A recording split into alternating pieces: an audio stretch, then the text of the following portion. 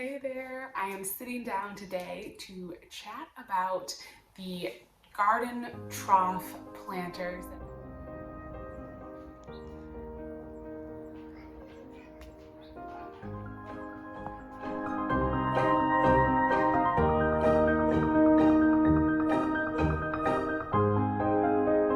So these trough planters, I mean, technically they're raised bed size. This is a 2x6 trough, but it's actually fully contained underneath. So it is definitely a full container. And as you can see, the Mystic Illusion Dahlia is doing beautifully in here too.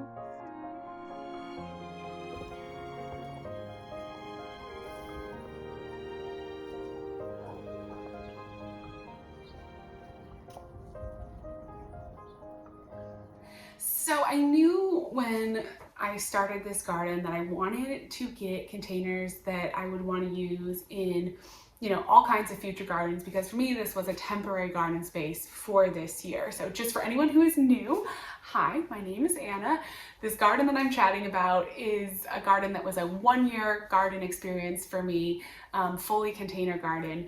And so I wanted to get the trough planters because I knew I was going to want to have planters like this in all of my future gardens. And I set them up. They were two of the two first big planters that I got for this garden space.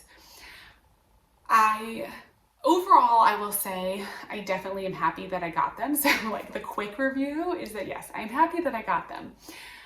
I made a huge mistake in the beginning when I started with these containers, and it didn't totally limit me throughout the season, but it kind of haunted me the whole season long. So we'll get through that, and then we'll talk about the benefits and what I think about growing in the trough planters and my plans for the next garden for them. So my mistake, knowing that I was only going to be in this garden temporarily, that we're going to be moving again, so it was going to be a 1-year garden, I was going to have to pack it up. These were huge planters, so I got the 2x6 troughs, and they are just like the animal drinking troughs. I got them from Home Depot. I'm not affiliated with Home Depot at all, but that's just like where I found them. They come in a variety of sizes. You can get circular ones, 2x4. There's a few options for them. I wanted to get as big as possible because I figure, I'm always going to want more room. But because they were so big and because this garden was temporary, I thought, oh, well, I'm just gonna fill them up halfway with soil. It's still a big soil reservoir. Big mistake. Seriously regret that. If you get trough planters, fill them all the way up, because the shade cast by the side of the troughs just made it hard. In short, it just made it hard for the plants to grow throughout part of the season. And so I did regret that, but I did not regret the troughs. I'll circle back to them being half filled later. So in general, they were super fun. I love the height. So there is something that is nice when you have raised beds. I've had a few different sizes now. I've had like a 10-inch raised bed size. I've had 17 inches are what my Vego garden beds are, the kind of cream colored beds. And then the troughs are a full 2 feet tall. And I will say there's something really, really nice about having that height in your garden beds. It's just really accessible to like get in and get to the plants. You do have to think a little bit about like the plants that can be growing up tall. So can you reach the top of the plants if you need to harvest and so forth? But for me, I didn't find that to be an issue. Obviously mine were half filled, but I do really like that height. It just, I don't know, it just feels, yeah, accessible, like just really nice. You don't have to be bending over, kneeling down. You can kind of like reach and stand while you garden and trim and prune. It's really kind of lovely. I liked the 2-foot height. And the nice thing about the trough planters is that they're just really sturdy. So again, as you're reaching into the bed, as you're trimming things, you feel like you can sit on the edges, you can lean on the side of them. Last garden raised beds that were wood, and I like leaned on one day and it cracked, things like that happen. So the trough planter, it's metal. It's not going to it's not going to rust. It's not going to rot. It's meant to have water in it. Like, it is purely meant to have water. That's kind of nice because that's reassuring. Yeah, and it's just real sturdy, right? Like, it's meant to have farm animals drinking out of it, so you feel like you can sit on it. I do like to kind of like sit on the edge of a raised bed. I think that's nice for planting and harvesting, pruning. So I really like that part of it. Of course, I also think they're beautiful. There's something pleasant about the look. They held up well. Like mine, as I said, they didn't rust. They held up well. They looked really nice throughout the whole season. They were really, really great, and they were a nice size, and you can get them in whatever size you want. I ended up putting the arch between the two of them. That worked out well. They were nice and deep so that the arch could sink in and was very secure. We had high winds. This was just a very, very windy area that we were living in, and I never had an issue with the arch falling over because it was like sunk enough deep into the raised bed, and that was nice too. One thing I will say about the Trough Planters, if you're thinking about going out and getting them, is to think about the drainage. So the troughs come with one like drain hole, and of course, you can open that, which is good. I think that if I lived, I'm trying to think, if I lived in a rainier climate, I would be tempted, depending on where you're putting the trough and so forth, and how much drainage do you have, to like try to figure out if you can drill some more drainage holes, because I feel like that one little drainage hole could be worrisome depending on like whether or not that gets blocked up, and then your containers can be filling up. If you're getting a lot of water, that could be a big problem.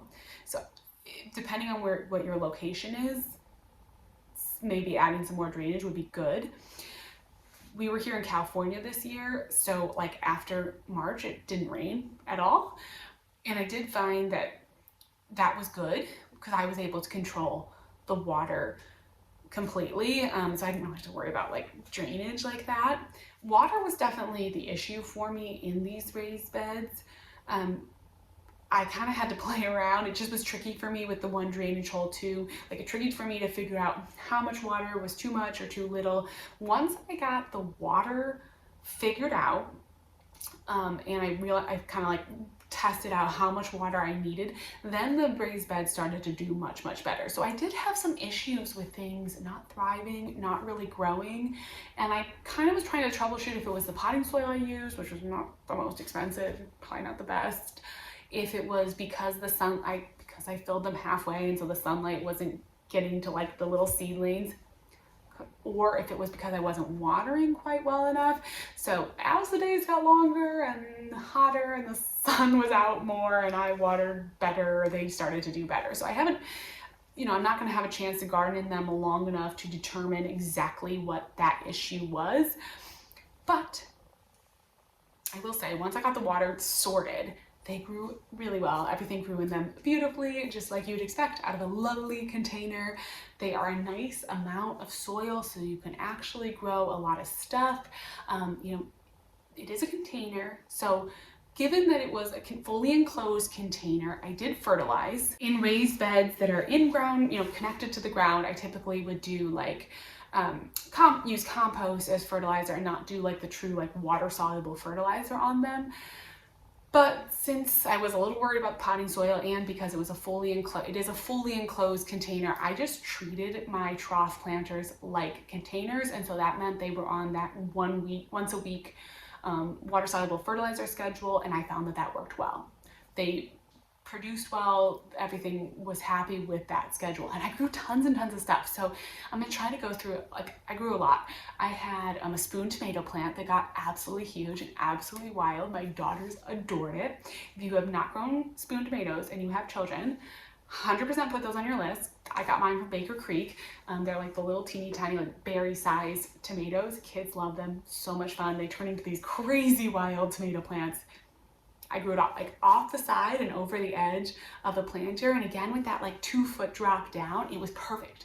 It was a really, really great way to grow a tomato plant like that. That's really crazy. The kids could get in and harvest. It was right at their height. It was very easy, very manageable. I didn't prune the tomato at all, and it did great. I had Black Knight pincushion flower. Those did so well and were so pretty. Some of the stars of my garden this year, absolutely beautiful. I had some more tomatoes that I grew up the arch trellis, and a hyacinth bean vine that was stunning on the arch trellis. And then over on the other side, I had zinnias, Bennery's giant zinnias, a dahlia that was just like a random dahlia tuber that I got. Both of those grew beautiful. Once they took a long time to get started. Again, I was like not sure. I think it was my watering issues. They took a while to get started. But once they got started, they grew beautifully. I actually grew a patty pan squash in there. I think if I had had it filled up to the top and it had gotten like the full sun all day, the patty pan squash would have done much better than it did. But even with the kind of like shade from the sides and everything, again, just my fault with not filling the container up completely, I still got a few patty pan squash. So that was great. And then I ended up putting in sunflowers and corn in that corner, and they did very nicely. I had more tomatoes on the other side of the arch trellis, and I had all kinds of mishaps with my tomato seedlings, so I have no idea what kind. I had some Juliet tomatoes, I had sun gold. I mixed up all my tomatoes, so I don't really know like what other varieties I had that grew on the arch trellis. I will say that the tomatoes did not grow on the arch trellis as big and wild as I expected. So that could have been any number of those kind of issues that I talked about. I don't really know what happened. I harvested a ton of tomatoes. We were eating quite a lot, but it wasn't like that. In the past, I've grown tomatoes on arch trellis, and it's been just like just overflowingly covering the arch trellis. That didn't quite happen, but it was fine, and we still got a lot of tomatoes. And something I would troubleshoot more if I were doing, future years in this garden. But because it's temporary, I'm just not doing that, and we'll just let it be what it was. And I'm going to do a different tomato arch in the next garden, and it will be, it will just be a totally different situation. But in general, I definitely think the trough planters are great once you figure out kind of like how to make them work, because you are growing in a lot of potting soil in a fully enclosed container. But I think they're pretty. I think they're beautiful.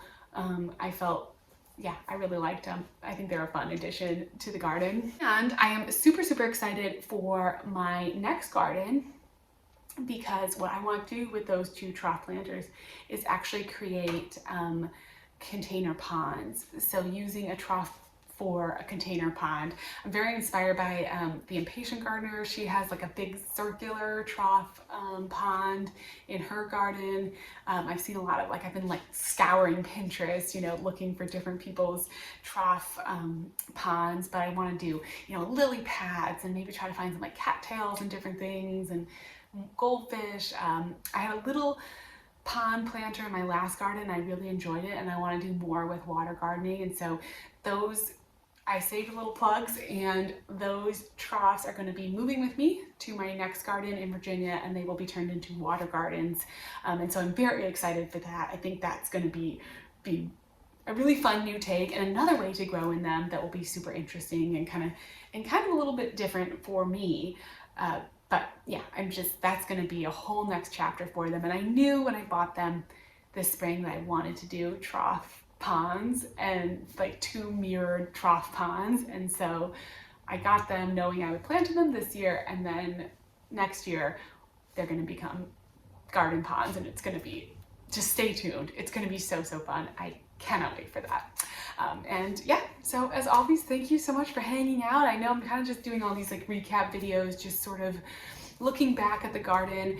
Right now we're in the process of moving, so I do not have a garden space yet, but hopefully soon we will have a garden space, and I will be able to share with you making a entirely brand new garden. So I will talk to you again soon. Bye bye.